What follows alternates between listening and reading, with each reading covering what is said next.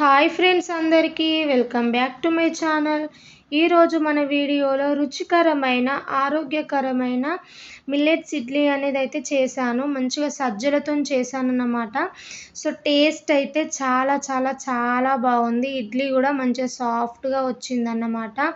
So ఎవరైనా try చేయకుండానైతే ఖచ్చితంగా try చేయండి. పిల్లలకైనా పెద్దలకైనా ఈ విధంగా చేసి పెట్టండి, ఇష్టంగా తింటారు. బట్ హెల్త్కి కూడా చాలా మంచిదండి.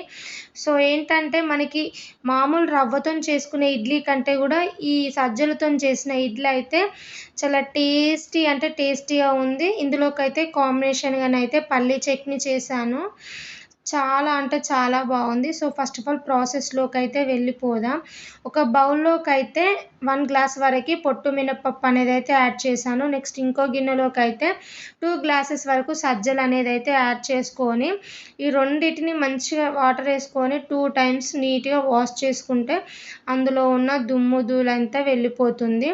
సో ఇక్కడ మీరు చూసినట్టయితే నేను మినపగుండ్లు అనేది అయితే వాడడం లేదు. ఇడ్లీలోకి పొట్టుతో తీసుకున్న పప్పు అయితేనే చాలా బాగుంటుంది. నేను దోశలోకి కూడా ఆల్మోస్ట్ ఈ మినప్పప్పే వాడతానన్నమాట. సో ఈ విధంగా వాష్ చేసుకున్న తర్వాతకి 8 అవర్స్ వరకైనా మంచిగా నానబెట్టుకుంటే మంచిగా నానుతాయి అన్నమాట. సో 8 అవర్స్ తర్వాతకి చూడండి మంచిగా నాని కొంచెం మనకు అవి ఉబ్బినట్టు తెలుస్తాయి అన్నమాట. నెక్స్ట్ ఒక మిక్సీ జార్లోకి అయితే ఫస్ట్ మినపప్పు అనేది అయితే యాడ్ చేసుకొని కొద్దిగా వాటర్ వేసుకొని అయితే వీలైనంత మెత్తగా గ్రైండ్ చేసుకుంటే సరిపోతుంది. సో ఇప్పుడు ఒక బౌల్లోకి అయితే పిండినంతా ట్రాన్స్ఫర్ చేసుకోవాలి. నెక్స్ట్ అలాగే సజ్జలు కూడా యాడ్ చేసుకొని మరీ ఎక్కువ వాటర్ అయితే యాడ్ చేయొద్దు. ఇది కొద్దిగా వాటర్ వేస్తేనే మనకి మెత్తగా అయిపోతుంది కాబట్టి కొద్దిగా వాటర్ వేసుకొని వీలైనంత మెత్తగా గ్రైండ్ చేసుకున్న తర్వాతకి ఒక గిన్నెలోకి అయితే ట్రాన్స్ఫర్ చేసుకోవాలి. సో చూడండి నేను మొత్తం పిండిని అయితే ఇదే విధంగా మిక్సీ పట్టాను.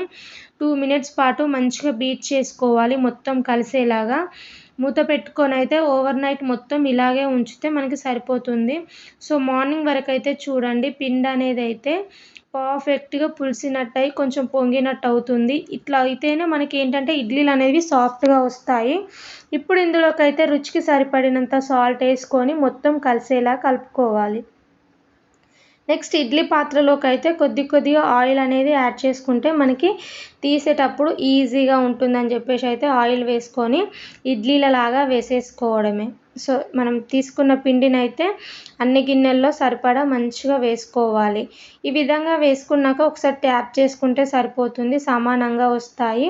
సో ఇడ్లీ గిన్నెలోకి అయితే పెట్టుకొని స్టవ్ ఆన్ చేసుకొని అయితే స్టవ్ పైన పెట్టుకొని మీడియం ఫ్లేమ్లో పెట్టుకొని ఒక 15 మినిట్స్ పాటు ఉడికించుకున్నారంటే మంచిగా ఉడికిపోతాయి.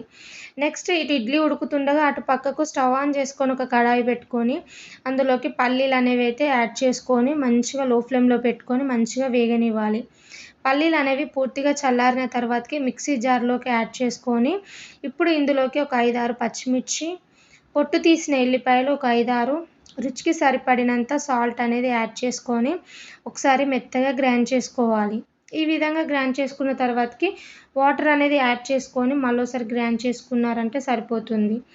నెక్స్ట్ ఒక బౌల్లోకి అయితే ట్రాన్స్ఫర్ చేసుకుంటున్నాను. ఇందులోకి పోపు వేయడం కోసం అయితే స్టవ్ ఆన్ చేసుకొని ఒక కడాయిని పెట్టుకొని 4-5 టేబుల్ స్పూన్స్ వరకు ఆయిల్ యాడ్ చేసుకొని కొద్దిగా జీలకర్ర, ఆవాలు, ఎండుమిర్చి అనేది అయితే తుంచి వేసుకుంటున్నాను. అలాగే కరివేపాకు యాడ్ చేసుకొని ఇందులోకి చిటికెడంతా పసుపు వేసుకుంటున్నాను.